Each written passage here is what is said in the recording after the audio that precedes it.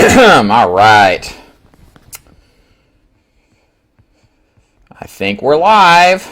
Hey guys, what's up out there? It's Dave Duford at Final Expense Agent Mentor. I hope you guys are having a fantastic day. It's Friday here at 12 o'clock Eastern.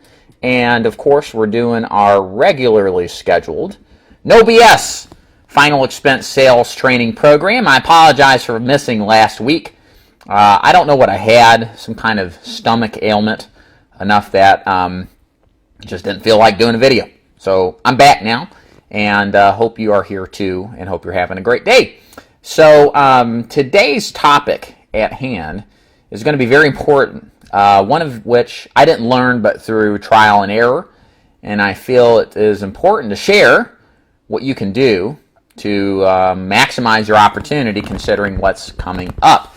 So what we're going to be speaking about today is planning for the fourth quarter of your final expense marketing and sales. And the reason this is important is because the fourth quarter is a little unique relative to the rest of the year. Now, many final expense agents will tell you there really isn't much of a seasonal impact.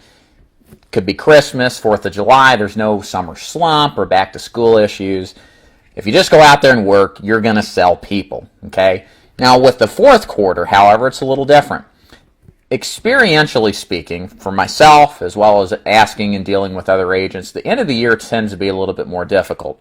Starting around Thanksgiving, response rates tend to drop, partially because there's a lot of Medicare marketing going on, which affects overall response rates, especially to our marketplace. And people are just a little less responsive and a little less in the mood to buy. Most likely because their excuse ratios are through the roof. I got to buy stuff for my kids, presents for the grandkids. Then in January, I got to pay all the credit cards off. I bought stuff with the kids, and that lasted 3 months, so I'm just kind of joking about that. But you get the point. The end of the year presents some level of difficulties. And it's not just with the mentality of the people we have, it's also with the marketing. Response rates for most direct mail programs tend to go down, and if you don't plan it out correctly, you do run into some difficulty trying to secure and staying busy, really. So what I want to do on this call, in this webinar, is basically describe what I would suggest you to do to prepare so that you've got enough people to see, even if you're going to take some time off, and you're not going to go through any sort of shortages on leads. That's the biggest problem I had with my first year or two in the business, is that once Christmas rolled around, I experienced all these knee-jerk reactions and objections to buying, mentioned earlier, and I didn't have as many leads as I thought I would. So I was struggling, and I got to pay the bills. And so it's better to have more leads than not have any leads. So too many leads is a great situation to be in, with the alternative being no leads being the worst. So how can we plan around this? The best way, and now's the perfect time to be planning for it, is to double up on your leads so that you can have enough to work for the time in December and part of January. Because what happens with a lot of lead houses is response rates cut down. You're going to pay through the roof for a lead if you're on a per thousand program. And instead of doing that, just buy them now. So let them sit for a while. They're not going to get too old, and they're still going to be good because a lot of people take off the end of the year anyway. So you can go work these people through December and in the part of January. Because once January rolls around, it's safe to go drop mail again. The response rates are a little bit better. But you're not going to get leads most likely until the middle or the end of January at the best. So it takes a little proper planning to do it. Your optimal method is just to drop a bunch of direct mail ahead of time. I did that. I stayed busy through January and December for the time I worked. So I know it works just fine. Also on the list here, you've got the opportunity to buy some kind of telemarketing leads. Telemarketing generally doesn't get affected as much when it comes to response rates. In fact, my opinion is the most busiest time of the year for avatar leads or telemarketing leads is now till the end, because everybody kind of struggles at the end with direct mail response rates. So people place order for more telemarketing type leads. If you're interested in buying avatar leads, or if you've seen what I have to offer, this would be a good opportunity to try them out. My recommendation would be to put an order in earlier than you need it. With turnaround times affected and order flow increasing, that probably will push response turnaround times to 2 to 3 weeks. So if you think ahead of time, even if you got to sit on the leads for a week, it isn't a big deal. It just it's better to have some than not, like I said. So plan appropriately and budget the money, and that way you can stay busy, as opposed to if you don't have the money to front your leads for direct mail. Also, if you are familiar, if you're an agent of mine or you're considering entering this business, I love seminar marketing. It's a great way to get out there in front of people and sell. And seminars are great. Besides maybe the week or two the activity directors are out, you can go book a bunch of seminars in December and then all through January. Stay busy. And like I tell my agents who I teach this method to, if all you do is sell or set 2 or 3 seminars a week, you're probably going to sell about 3 to 5 policies with very little cost involved. You know, donuts and drinks. That's it. And a gift card. So not a lot of money out for a good chunk of business. Last here, and this is critical, is working your aged leads that you never contacted, working your old clients that you sold something to, and working your lapses. You could stay, if you've been in this business a year, you can stay fairly busy throughout the month of December and part of January just by doing this. We all have leads we've tried to contact that we never got back around to contacting, or people who said, yeah, I'm busy, call me later. This is the opportunity to get out to them. So go just stop by and see them face to face. See what they're up to. See if they're interested in buying.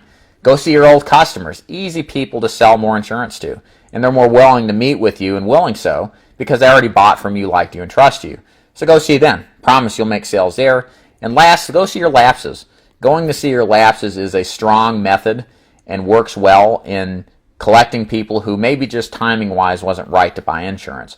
So go see them, get them re-upped, make some easy sales, and not spend any money to do so. That's what's cool about it, is all of this is just free, right? You've already paid the price to acquire these people as clients, to acquire these people as customers, and so you're not really going out of pocket for it. And just save your money in that case to market in January, to market maybe a few weeks in December, and for those downtimes, go back and see that old list there.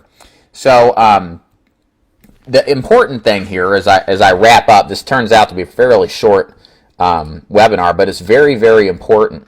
I feel so strongly that you have to plan well in advance for this exact thing, because it will get you and bite you in the butt. I was on my conference call this morning with my agents, and I shared this story I'm about to share with you. And hey, Roxanne, how you doing? Hope you're doing well. What had happened was, in my experience, when I did my first year in the business, I had no leads at the very end, and the second year too. Didn't learn from my first mistake. And I had a bunch of lapses. And just like I told my agents, I explained to them that I didn't contact my lapses because I thought people who lapsed were complete idiots. They didn't deserve to be insured. So arrogant. I hate admitting that now, but it was the way I felt. And I learned why that was wrong when I went back to see these people.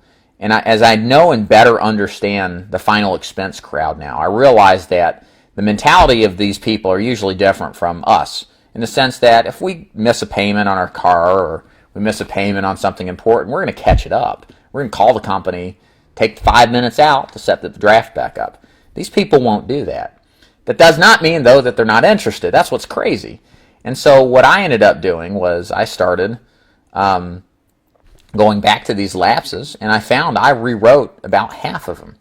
And there were people who I had wrote that did lapse, and it turned out that they ended up not wanting to restart because they just, my feelings have changed about it. I don't really am interested anyway. I even had people who said, I thought they didn't want me. Like, they got turned down. I was like, well, you got insured when I was here, and you just missed your payment. That's how these people are. It's just strange. And again, the important thing here to understand is that there's opportunity in always calling up lapses. You should always do that as a rule of thumb. You're going to save a lot of business. It's easy to do. And ultimately, if you find you got a bunch of lapses, even the ones you tried to save and you didn't, go back and see them at the end of the year. Visit them. I mean, they bought from you originally for a reason, because they probably liked you. And they'll be more than cold to you. They'll be warm to your reception. they liked you, they bought from you. And they may tell you, hey, I bought from somebody else. I feel really bad about it. That happens a lot in this business. Maybe timing is perfect now. That's a big part of it. So go do that stuff because it makes a huge difference. Don't be arrogant like I was and miss out on sales calls because you felt like, oh, these people aren't, deemed worthy of buying. It's just silly. Like I say too to agents as well. Many times as final expense agents, we are our own worst enemy. We are our worst competition. I actually got done doing a video that I'm going to roll out in 2017 with that premise.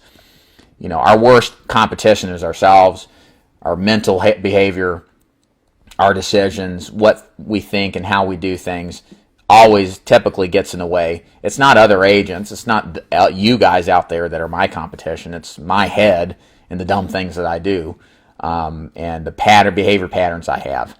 Same thing with lapses. It's an opportunity to re-up the sale, and if you haven't followed up, to try to get back. So I hope you enjoyed this quick session of my No BS Final Expense training. Again, I think it's important. I think it's something that's critical to learn and absorb, and I hope you do too. And every Friday at 12 o'clock, we have these final expense training sessions live stream on Facebook. They're great ways to get involved and learn more about how the final expense business is and my perception of it from an independent agent. How you doing, Michael? Thanks for the thumbs up. Hope you're doing fine today, sir. And if you got any questions, what I try to do and encourage in these live streams is to get you to ask me questions so that I can create content out of that. But besides just the act of creating YouTube videos and articles and products and live streams, you start to run out of ideas. And so a lot of the times, really the best ideas come from the people who want to learn, that have the questions. So if you've got questions or anything like that, I would love to hear them. And I can create a pretty detailed conversation fairly easily. By the way, how you doing, Bronson? Thanks for the like as well, and the good conversation this morning on our conference call. So yeah, if you're in that position where you have questions, feel free to leave them. Even after the live session, just go to the comment tabs and say, hey, Dave, I have this question, about XYZ. Be happy to help you. And as always, these live streams are ported and uploaded to my YouTube page, so you can watch them there as well. And that's about it for me. I want to thank you so much for taking time to watch this. We'll see you again next week at 12 p.m. Eastern, 9 a.m. Pacific, for another topic on No BS Final Expense. And until then, have a good weekend, and we'll see you around. Thanks.